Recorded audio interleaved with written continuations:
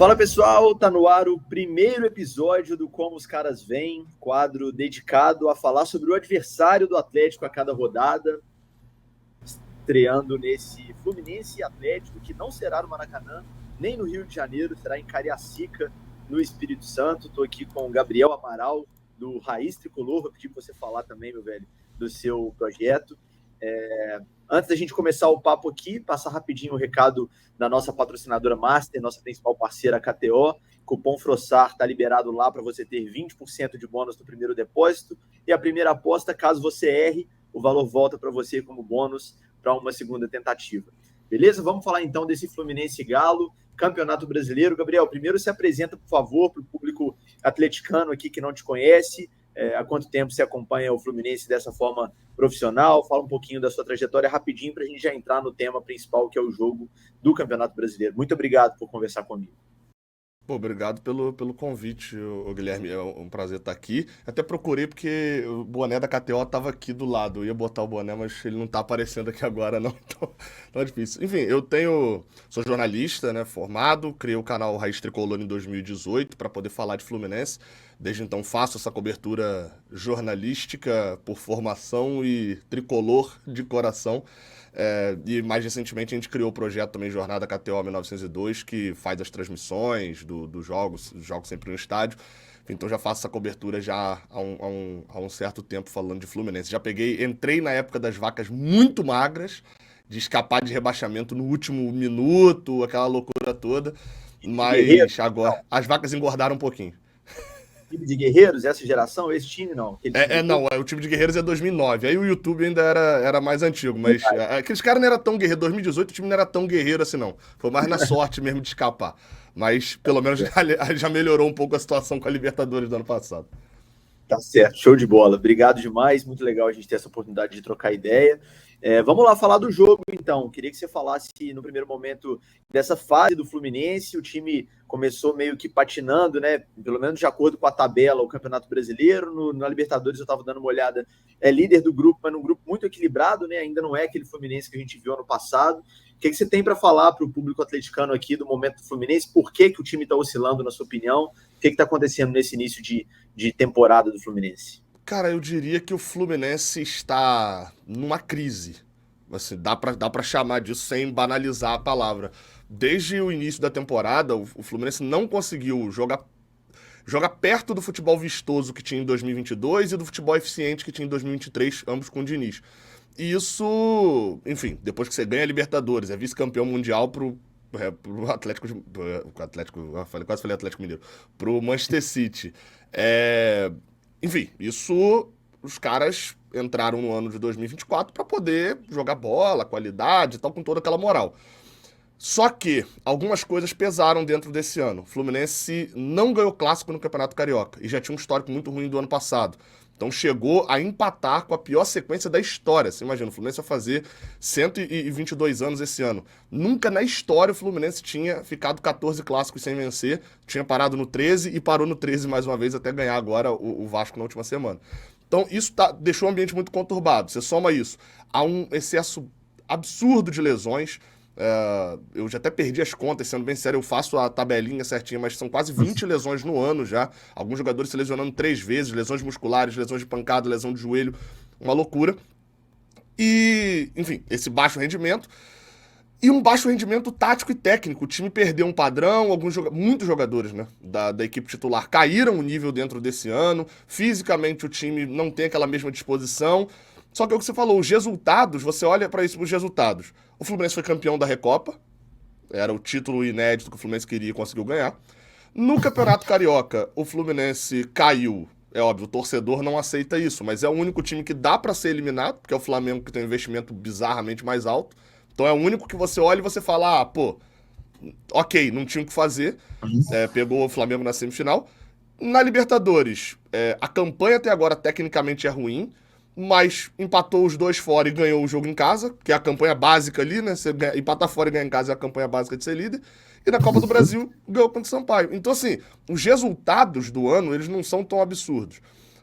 No Brasileirão agora, talvez seja o pior, porque o Fluminense está à beira da zona de rebaixamento, está muito no início, mas obviamente ninguém gosta de estar na quinta, sexta rodada falando, ó, o Z4, o Z4. Talvez seja a diferença nesse resultado, mas técnica, tática e fisicamente o desempenho do ano nesse ano não é bom do Fluminense.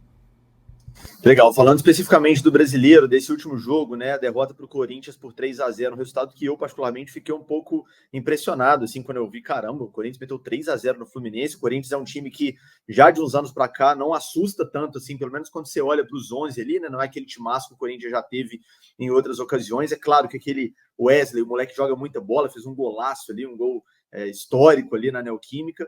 Mas o que aconteceu? Realmente foi um jogo muito abaixo do Fluminense. O Corinthians estava realmente inspirado e jogou muito bem, na sua opinião. Qual foi sua análise dessa última rodada do Flu? Cara, tem dois problemas aí. Um crônico, já, que é o desempenho fora de casa. O Fluminense tem um desempenho, assim, acho que dos mais antagônicos, assim, do futebol brasileiro em dentro de casa e fora de casa. A gente já tentou caçar várias explicações e não acha. É um time que joga muito mal fora de casa, no geral. Joga muito mal e não tem resultado. A única exceção foi justamente a Libertadores do ano passado. Então isso é um fator. E um outro fator, cara, que aí eu acho que vocês devem ter ficado sabendo, assim, por né, detalhes, assim, não tão sórdidos, mas com certeza viralizou muito, que foi a questão dos 4 jogadores afastados. Tecnicamente no time, os 4 jogadores, 2 não fazem muita diferença, que é Arthur e Cauã Elias, são jogadores muito jovens, acabaram de subir profissional. Mas Alexander e John Kennedy são jogadores que são reservas e são reservas imediatos e que entram em muitos jogos. Entravam, pelo menos. O John Kennedy, óbvio, o Germancano não é o jogador que, né, joga todo jogo e tal, mas ele teve uma lesão no joelho e ele nitidamente não tá 100% ainda. Então ele tá precisando ser substituído às vezes. O John Kennedy seria o segundo atacante, o terceiro seria o Lelê, que tá com a lesão no joelho. O John Kennedy foi afastado e é o único desses que segue afastado por indisciplina. Enfim, foi suspenso por indisciplina, aí foi filmado em boate, chegou atrasado 2 vezes em treinamento, faltou outro treinamento, então, enfim. E o Alexander, ele é um reserva também, a volância do Fluminense seria com o André e Martinelli, só que o André se lesionou agora. E aí seria a hora do Alexander voltar a brilhar, ele estava muito bem no ano passado, até uma lesão aí em Minas, inclusive, contra o Cruzeiro. Seria a hora dele voltar.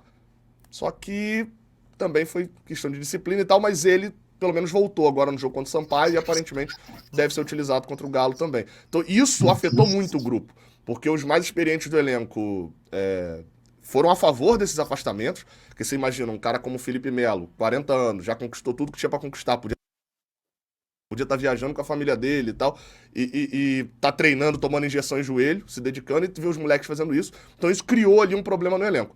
Pelas entrevistas, pelo que a gente vê externo e que a gente apura internamente, isso deu uma melhorada. O clima deu uma melhorada. E aí talvez seja a hora de voltar para o caminho da vitória.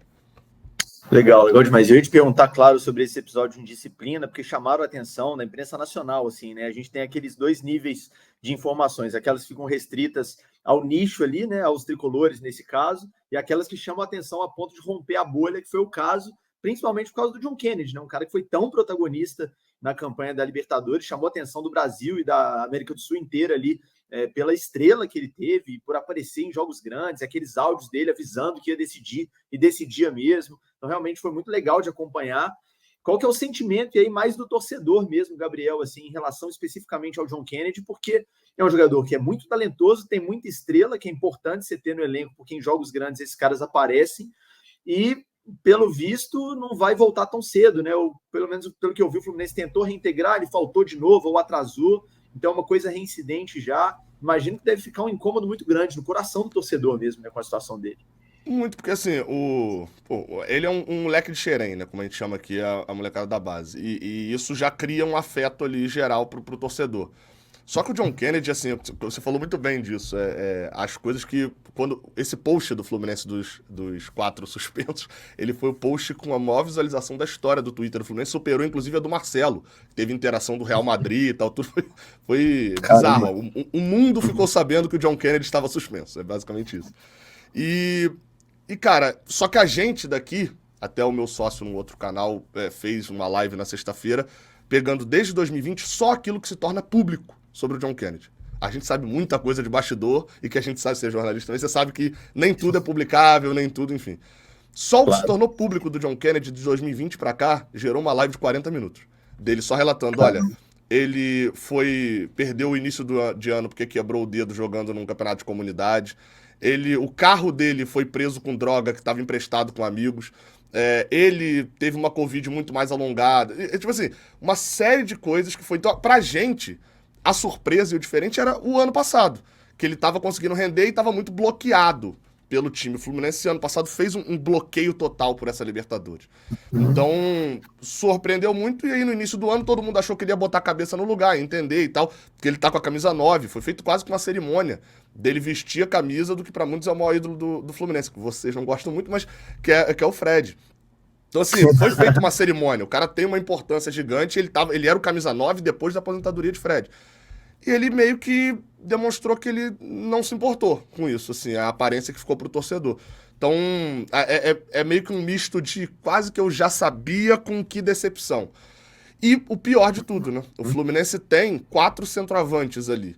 O Germancano, ele seria o reserva imediato, o Lelê e o Cauã Elias, que é o que acabou de subir da base.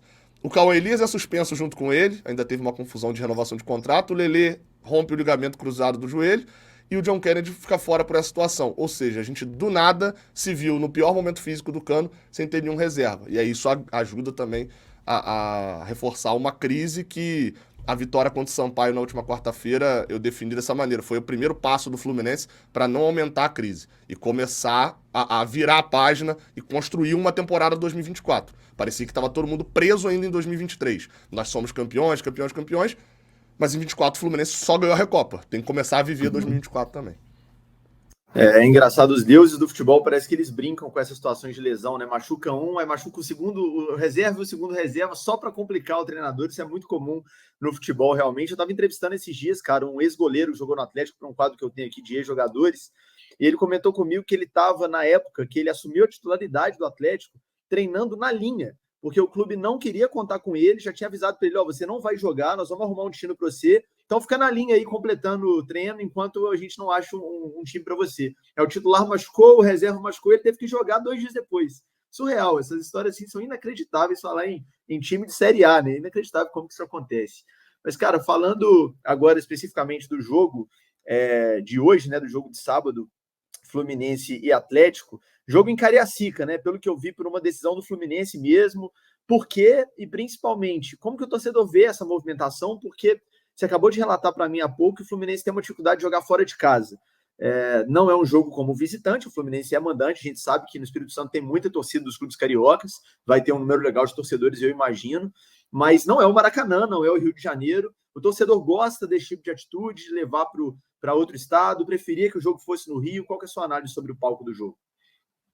Então, o jogo acabou sendo forçado a não ser na cidade do Rio, porque, como a CBF a gente sabe é ótima, ela marca o jogo com muita antecedência, né? Marcou em cima da hora as datas e horários, e aí fez com que a PM do Rio de Janeiro não garantisse a segurança do jogo, porque tem o show da Madonna, que é lá em Copacabana, e tem o UFC na Barra. Então o Fluminense não teria data, porque o Galo não pode jogar amanhã também, né, no domingo, então não teria data, teria que levar ou pra Volta Redonda ou pra Cariacica. E aí juntou a fome com a vontade de comer, porque o Sampaio Corrêa queria vender o mando de campo do jogo da Copa do Brasil, o Fluminense ficou direto em Cariacica e levou pra lá. O Fluminense, eu sou a favor e existe uma lógica de criar ali sempre um jogo no Kleber Andrade, porque é um estado mais representativo. Eu até brinco que, futebolisticamente falando, é Rio de Janeiro do Norte, não é Espírito Santo, porque a gente sabe da força que tem lá. E tem muitos tricolores, tem, enfim, points históricos lá também de tricolor, como o Buana, que é um dos bares lá que lota também ruas. Então é uma coisa muito importante. Eu não sei como vai ser a disposição de arquibancada, porque tá tendo uma polêmica disso também, que como o Fluminense não organiza o jogo, né? O Fluminense vendeu esse mando, o interesse do cara que comprou é ganhar dinheiro e lotar o estádio. O Fluminense lotou o estádio contra o Sampaio Corrêa na última quarta. Só que a gente sabe, ingresso a R$ 200, 2 jogos em 3 dias. Pô, a população local, quero levar minha esposa e meu filho, eu não vou nos 2 jogos. Eu vou gastar R$ 1.500 indo em 2 jogos. Então, vai ter muita gente escolhendo, e a gente sabe também que tem uma facilidade da galera do Galo de estar em Cariacica também, e aí tá rolando uma confusão, e arquibancada de frente pra televisão e tal, enfim, isso é uma coisa que a torcida do Fluminense não tá muito satisfeita, não. Mas, no geral, a galera gosta de ter esse jogo em Cariacica, é importante, o Fluminense se sente em casa lá também, tem um desempenho bom, historicamente, por lá também. Legal, legal. E a torcida do Atlético também tem um número interessante no Espírito Santo, então, de repente, se eles optarem, né, por deixar um setor para atleticanos, também faz sentido comercialmente para quem organiza o jogo. Agora, falando especificamente de campo e bola ali, como que vem o Fluminense para o jogo? Tem desfalques? Não tem? Qual que é o provável time? Como que você acha que esse time do Diniz vai para enfrentar um Atlético de alguns velhos conhecidos? Nós vamos falar disso já já, mas tem o Milito, que foi adversário do Fluminense na campanha da Libertadores ainda no Argentino Júnior, que estava no início impressionante no Galo. Depois eu quero ouvir as suas impressões também aí do Rio. É muito legal a gente ouvir quem está fora da bolha, né? Como eu vinha falando, as impressões sobre esse início de ano do Atlético. Tem, enfim, Gustavo Scarpa, tem possível lei do ex também em relação a isso. Mas como que vem o Fluminense para esse jogo de Cariacica? O Fred, pra vocês, o Scarpa é 10 vezes pior aqui. Acredite, a galera odeia o Scarpa. Cara, sobre escalação, a gente não tem muito uma noção, porque o último jogo, o Fluminense poupou boa parte do time contra o Sampaio. O último jogo que o Fluminense jogou completo foi uma atuação horrorosa que é quase que tratada como fim de um ciclo, que foi o jogo contra o Corinthians. Então a gente não sabe as mudanças que o Diniz pode fazer para esse jogo. Um fato é, o Marcelo tá de volta, ele ia ser poupado contra o Sampaio, viajou para Madrid para estar junto com o filho dele que assinou lá o primeiro contrato profissional, mas ele voltou e já tá em Cariacica. E aí é aquela lógica, né? Se for para ele ser banco, se fosse para ele ser reserva, ele não viajaria até Cariacica, já estaria no Rio treinando normalmente. Então, Marcelo deve ser titular. Eu diria que mantendo o mesmo padrão, o Diniz iria com a escalação padrãozinha que ele vinha mantendo, que é com o Fábio no gol, Samuel Xavier tá lesionado, né? Então seria provavelmente o Guga na lateral direita, a zaga com o Manuel e o Felipe Melo, e a lateral esquerda com o Marcelo. André tá lesionado, então seria Martinelli e Lima jogando como volante, que apesar do bom rendimento estatístico, ele não faz muito bem essa função, com Paulo Henrique Ganso pelo meio, Marquinhos aberto na ponta direita, na ponta esquerda aberto o John Arias, né, trocando o tempo todo aquela maluquice do dinizismo, e o Germancano centroavante. Pode ter surpresas, o Diniz gostou de alguns jogadores, gostou do Felipe Andrade também, na última partida, que é um zagueiro que subiu da base. Pode ter, o Diniz muda muito, mas a escalação base é mais ou menos essa. E até você falou do Milito, eu acho que ele treinou o Argentino Júnior, né, no ano passado e enfrentou o Fluminense nas oitavas de final. Eu diria que, considerando o que tinha na mão, né, jogadores e tal e força, versus fazendo ali uma relação quase que de custo-benefício, foi o adversário mais difícil para o Fluminense, dentro da Libertadores. Porque era uma época em que o Fluminense estava muito bem. Voando. Pô, se não tem a expulsão do goleiro lá na Argentina, eu não sei o que aconteceria com essas oitavas de final. Legal, legal demais. Vou te perguntar mais especificamente sobre Milito e sobre as percepções de Atlético, mas queria te perguntar sobre dois jogadores. Um é um cara ex-Galo, que eu queria saber como que tá aí, que é o Guga. É claro que a gente acompanha um jogo ou outro, mas vocês, enfim, acompanham todos os jogos. Eu queria saber uma análise realmente desse momento do Guga e da campanha do Guga até aqui, realmente, com a camisa do Fluminense. Foi uma boa contratação na avaliação de vocês. É um cara que a torcida do Galo tem um carinho pela resenha ali. Foi um cara importante no título brasileiro de 2021 aqui também. E queria te perguntar do Fábio, por quê? O Cruzeiro acabou de ser revendido, né, do Ronaldo para o Pedrinho, que é um empresário forte aqui em BH, cruzeirense, e uma parcela grande da torcida do Cruzeiro ainda tem ali um sonho. É claro que aqui é um canal de Atlético, mas tem essa curiosidade em relação ao Fábio, que é um nome muito grande aqui no futebol mineiro. O Fábio já é ídolo do Fluminense, já é um cara gigante na história do Fluminense. Como você categoriza ali o goleiro que já tem uma idade avançada, mas segue sendo um monstro, né? Tem medo de perder ele para o Cruzeiro eventualmente em algum momento, ou você acha que ele vai aposentar no Fluminense? Cara, ele tem contrato até o final do ano que vem, né? Ou seja, é um cara que vai ter ali 43 ou 44 anos ali quando ele sair do Fluminense. Eu sou goleiro, né? Então sempre curti muito o Fábio, achei maravilhoso. Cara, vou te falar, é um cara que o ano dele é muito melhor do que a galera até de fora assim percebe. Assim, o ano do Fábio é muito bom até, os anos dele no Fluminense. A chegada foi um pouquinho mais conturbada, mas os anos dele, no geral, são muito bons, assim. E é uma peça-chave. Se você pega o jogo contra o Corinthians, ele vai estar lá sendo importante, mesmo no 3-0. Agora, contra o Sampaio, nem foi exigido, né? Mas contra o Cerro Porteño, ele faz uma defesa espetacular que salva o empate ali também no final. Enfim, então é uma peça muito importante, assim, do Fluminense. Então, eu diria que se ele for pro Cruzeiro depois que acabar o contrato dele, beleza. Mas sair antes vai ser um problema, até porque o reserva do Fluminense é o Felipe Alves, que seria melhor, digamos que seria melhor o Fábio ficar. Assim, a opinião Com todo seria respeito. importante. E sobre o Guga, cara, o Guga, ele é novo, né? Assim, ele é meio inexplicável. Você olha a carreira do Guga, você não acha que ele tem 25 anos, isso assusta um pouco. Verdade. Mas ele tem sido um bom reserva, acho que o termo é esse. Ele, em relação ao Samuel Xavier, tá jogando muita bola. O Samuel se transformou nesse lateral muito importante. E o Guga, no geral, ele tem sido aquele belo exemplar de lateral reserva. Do tipo, quando ele entra, na maioria das vezes ele joga bem, é importante. Às vezes entra e joga mal também. Aquele cara, tem sido aquele cara que, se ele fosse o titular do Fluminense, talvez eu estaria um pouco preocupado com quem viria do banco. Mas ele tem jogado e tem sido útil. Assim, não, como o Samuel é um cara fisicamente muito bom, tirando essa temporada, né? Ele dificilmente tem sequência de jogos. Mas, no geral, assim, tá muito naquele caso de não temos o que reclamar, mas também não queria ver titular, não fez algo pra gente olhar e falar, pô, esse cara é titular. Ele tem um destaque muito bom aqui em jogos grandes, isso é um fato. Alguns jogos grandes que o Samuel não atuou, o título carioca, ele tava junto também, enfim, entrou na final da Libertadores e não sente esse jogo, isso também foi importante aqui.